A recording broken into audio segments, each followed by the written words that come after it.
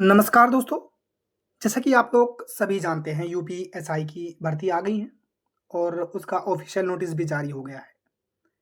तो उसी विषय में ये वीडियो है। इसमें आज हम बात करेंगे डॉक्यूमेंट के बारे में कि उनकी वैधता क्या है।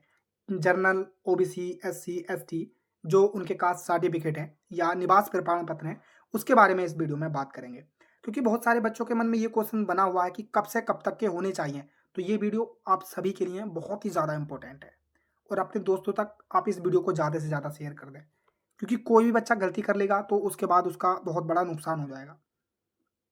तो इसी विषय में ये वीडियो है डॉक्यूमेंट को लेकर के। तो आई थिंक आपके इस वीडियो के माध्यम से प्रॉब्लम सोल्व की जाएगी, मैं ऐसी आशा करूंगा।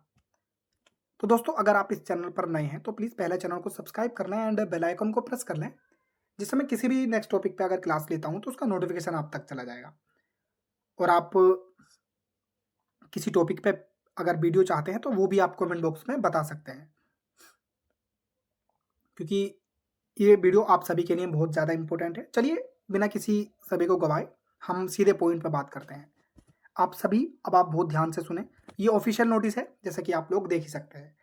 इसमें लिखा है विभिन्न आरक्षित श्रेणी के अभ्यर्थियों द्वारा प्रस्तुत किए जाने वाले प्रमाण पत्रों की समय सीमा या तिथि।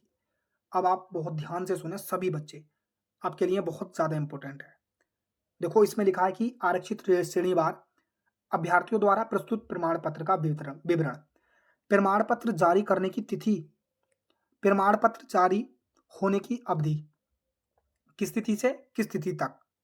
ठीक है, अब आप ध्यान से सुने। सबसे पहले बात की गई है अनुसूचित जाति की, यानी कि शेड्यूल कास्ट की। अनुसूचित जाति का प्रमाण पत्र, ठीक है, इसमें दे रखा है कि प्रमाण पत्र सक्षम अधिकारी के द्वारा निर्गत किया गया हो, परंतु आवेदक के द्वारा परीक्षा हेतु निर्धारित आवेदन पत्र जमा करने की अंतिम तिथि तक अवश्य निर्गत होना चाहिए। आई थिंक आप इसके बारे में समझ गए होंगे। प्रमाण पत्र सक्षम अधिकारी के द्वारा निर्गत किया गया हो, यानी कि प्रमाण पत्र सक्षम अधिकारी, आप समझ रहे हैं कहने का मतलब है सक्षम अधिकारी के द्वारा निर्गत किया गया हो, परंतु आवेदक के द्वारा परीक्षा हेतु निर्धारित आवेदन पत्र जमा करने की अंतिम तिथि तक अवश्य निर्गत होना चाहिए। अब किस तिथि से प्रमाण पत्र जारी होने की अवधि, तो इसमें जो है एससी वाले बच्चों के लिए किस तिथि से प्रमाण पत्र जारी होने की अवधि है, तो उसमें वो नहीं दे रखी है। यानी कि आपका पुराना चल सकता है, लेकिन किस तिथि तक का बना होना चाहिए। अगर आपके पास ज़्यादा पुराना है और बनने की संभावना है तो आप सोच सकते हैं उसके बारे में, लेकिन किस तिथि तक बना हुआ होना चाहिए? 11/9/2025 तक, यानी फॉर्म की लास्ट डेट तक आपका बना हुआ होना चाहिए। उसके बाद अगर बनता है तो वो वैध नहीं होगा। ठीक है, एससी वाले बच्चों के लिए मैंने बता दिया। नेक्स्ट, जो अनुसूचित जनजाति का प्रमाण पत्र, प्रमाण पत्र सक्षम अधिकारी के द्वारा निर्गत किया हो, परंतु आवेदक के द्वारा परीक्षा हेतु निर्धारित आवेदन पत्र जमा करने की अंतिम तिथि तक अवश्य निर्गत होना चाहिए। इसके लिए भी कोई तिथि नहीं दे रखी है, लेकिन लास्ट तिथि यानी कि आपका इतने तक कंप्लीट होना चाहिए, 11/9/2025 तक का। समझ रहे हैं इस बात को आप? आई थिंक मैं समझ पा रहा हूँ, आप समझ गए होंगे इस बात को कि आपके पास अगर लास्ट डेट जो है ना वो बनवाने की, वो 11/9/2025 तक का होना चाहिए। उसके बाद अगर बनवा के, मान लीजिए आप पेपर में पास हो गए, उसके बाद अगर बनवा करके देंगे तो वो आप उसके लिए पात्र नहीं होंगे, आपको जनरल में काउंट किया जाएगा। ठीक है, तो आप ध्यान से सुने। नेक्स्ट पॉइंट मैंने एससी वाले के लिए बताया, एसटी वालों के लिए भी। अब आप ध्यान से सुने, ओबीसी वाले बच्चे बहुत ध्यान से सुने।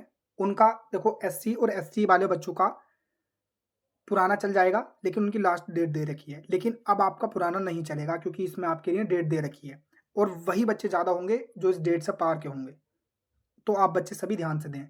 यानी ओबीसी की बात करें, यानी अन्य पिछड़ा वर्ग का प्रमाण पत्र की अगर हम बात करें, तो वित्तीय वर्ष 2025-26 का प्रमाण पत्र जो कि दिनांक 1/4/2025 से आवेदन पत्र जमा करने की अंतिम तिथि तक अवश्य निर्गत होना चाहिए। किस तिथि से होना चाहिए प्रमाण पत्र जारी? 1/4/2025 से बाद का। किस तिथि तक का? 11/9/2025 से पहले पहले का। ठीक है, यानी आपके पास अभी समय है। जिन भी बच्चों ने नहीं बनवाया है 1/4/2025 के बाद, तो वे बच्चे बनवा लें, क्योंकि आप सभी के लिए ये बहुत ही ज़्यादा इंपॉर्टेंट है।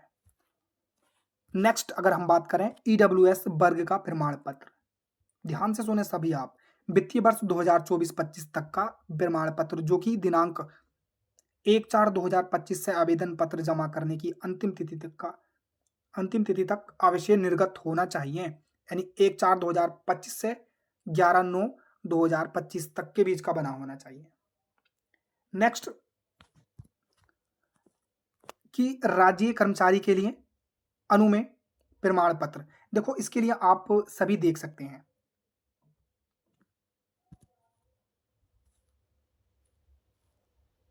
और देखो जैसा कि हमने इसमें बात कर ली आपको कि ओबीसी की डेट दे रखी है, आपका जो बना होना चाहिए वो 1/4/2025 से बाद का और 11/9/2025 से पहले का बना होना चाहिए, तो आप सभी बनवा लेना। और ईडब्ल्यूएस 1/4/2025 के बाद का और 11/9/2025 से पहले का बना होना चाहिए जनरल वाले बच्चों का। ठीक है, अब आप समझ ही गए होंगे जनरल वाले बच्चे। तो मैंने आपको SC ST OBC जनरल और ईडब्ल्यूएस सबका बता दिया। बाकी जो वर्ग बचे वो इसमें देख सकते हैं आप, और अगर नहीं समझ में आता है तो वो कमेंट बॉक्स में बता सकते हैं, मैं उसको पढ़ के समझा के बता दूंगा। ठीक है, हमने इसमें आपके डॉक्यूमेंट की वैधता के बारे में जाना, SC ST OBC। आपने वीडियो आई थिंक बहुत ध्यान से देखी होगी, नहीं तो आप दोबारा देख सकते हैं। और कोई भी डाउट रह गया हो तो कमेंट बॉक्स में बताएं, या इसमें से कोई डाउट छूट गया होगा मुझसे तो मैं वो भी आपको कमेंट बॉक्स में बता दूंगा। इसी तरह की वीडियो के लिए चैनल को सब्सक्राइब कर लें, अपने दोस्तों तक इस वीडियो को ज़्यादा से ज़्यादा शेयर करें, चैनल को भी सब्सक्राइब कर लें। जय हिंद।